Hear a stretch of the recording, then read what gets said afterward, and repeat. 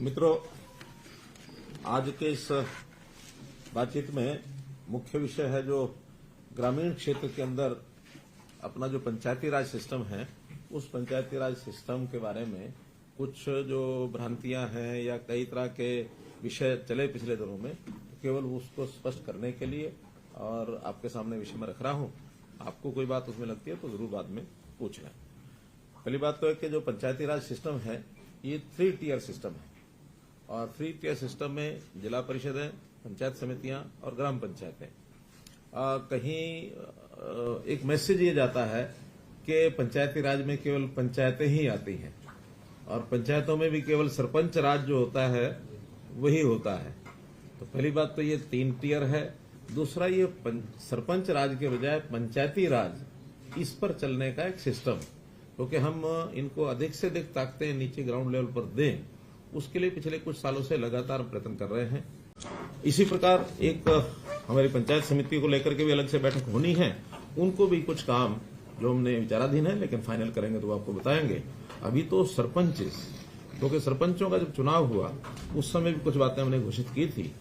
एक विचार ऐसा इस बार बना था कि ये सारे काम जनता के जो लिए काम किए जाते हैं उनको अधिक से अधिक पारदर्शी बनाना और जो काम ठीक न करे उसको जवाबदेह बनाना, इसका भी हमने एक अभियान लिया है।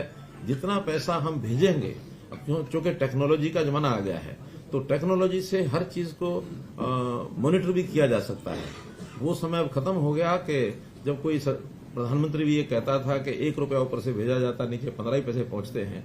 अब तो टेक्निकली 1 रुपया अगर भेजा जाएगा तो 1 ही रुपया खाते में नीचे जाएगा, बीच में कोई स्कोप नहीं है उसमें से कोई एक भी पैसा निकाल ले। तो इसलिए उस पारदर्शिता को लाने के लिए ई टेंडरिंग की व्यवस्था हमने शुरू की थी और ई टेंडरिंग की व्यवस्था में एक लिमिट, जो कि पहले तो तकरीबन बड़ी राशि का काम सरपंच ई टेंडरिंग के बनाई करवाते थे, लेकिन इस बार एक लिमिट लगाई थी हमने पहले तो 2 लाख रुपए की, कि 2 लाख रुपए से नीचे के जो काम है वो लोग कोटेशन के आधार पर करा सकते हैं। 2 लाख या इससे ऊपर के काम सारे ई टेंडरिंग पर होंगे। अब थोड़ा विवाद हुआ कि नहीं, 2 लाख रुपया बहुत कम है, इससे तो शायद एक गली भी नहीं बनती है, फिर हमें अलग अलग से छोटे छोटे काम कराने पड़ते हैं। उनकी मांग को ध्यान में रखते हुए, मांग तो बहुत ज्यादा थी, लेकिन हमने सब विचार विमर्श करने के बाद बहुत से सरपंचों से अलग अलग भी बात हुई, जनता के लोगों से भी बात हुई। सो फॉर सो अभी 2 दिन पहले हिसार में किसानों का एक मेला था, कृषि मेला। कृषि मेला में लगभग 10,000 से ऊपर संख्या थी जहां मेरा संबोधन हुआ और मैंने खुल करके पूछा, मैंने कहा ये ई टेंडरिंग के विषय में हमको जो हमारा स्टैंड है ठीक है कि नहीं है। तो सब ने हाथ खड़े करके और खूब तालियां बजाकर कहा कि ये बहुत अच्छा स्टेप है, इससे भ्रष्टाचार भी रुकेगा, पारदर्शिता भी होगी, काम करने वाले लोगों को, नए लोगों को भरने का भी अवसर मिलेगा, वरना तो वही फिर अपने अपने लोग और घूम घाम के उन्हीं को काम मिलता वही करते हैं, दूसरे नए आदमी को आने का अवसर मिलता नहीं है। तो ई टेंडरिंग के कई फायदे हमारे हैं। तो उसमें से मैं ये तो नहीं कह सकता कि हर एक सरपंच मान गया होगा, लेकिन अधिकांश सरपंचों ने हमारी बात मान करके और काम कराने शुरू कर दिए हैं। हमने इसमें थोड़ा उनकी डिमांड को ध्यान में रखते हुए अभी निर्णय लिया है कि ये 2 लाख की बजाय इस लिमिट को हम 5 लाख रुपया कर रहे हैं और 5 लाख रुपए तक के काम वो कोटेशन के आधार पर करेंगे। 5 लाख से ऊपर के काम सभी ई टेंडरिंग से होंगे।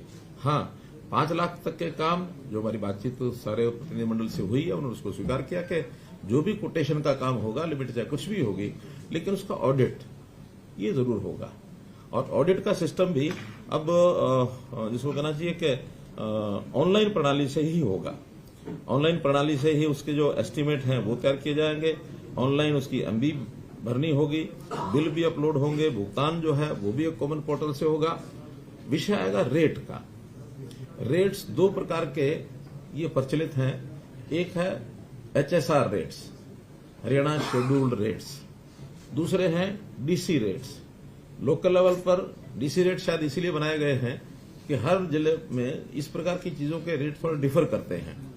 चाहे रेत का रेट है, चाहे ईंटों का रेट है, चाहे मानो टाइल्स का रेट है, क्योंकि जो बल्कि मटेरियल होता है उस रेट को वहां के लोकल परिस्थिति के हिसाब से रखना पड़ता है। उसका फ्रेट कितना लगता है, कितनी दूर से लाना पड़ता है, इसलिए एक ही रेट नहीं रखा जा सकता।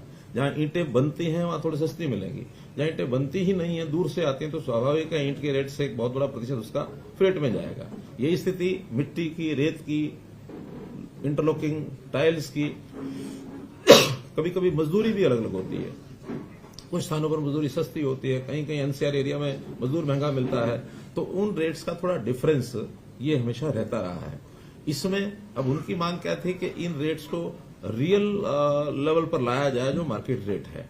हमने निर्णय करके उनको बता दिया है कि कुछ आइटम्स, खास करके जैसे इंटरलॉकिंग आइटम्स हैं या ईंटें हैं, जो एक स्टैंडर्ड कुछ तय किया जा सकता है उसका, इसका रेट कॉन्ट्रैक्ट करेंगे हर जिले का।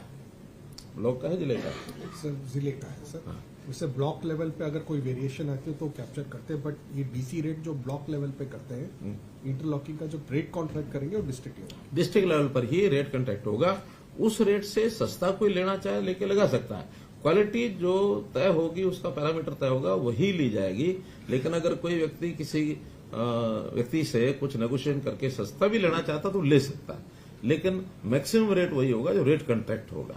रेट कॉन्ट्रैक्ट में जो पार्टीज टेंडर करेंगी, जो उसमें पार्टिसिपेट करेंगी और रेट मैचिंग जो करेंगी L1 को, उनको सबको सप्लाई करने का अवसर दिया जाएगा। किसी से भी मटेरियल जो है वो लिया जा सकता है।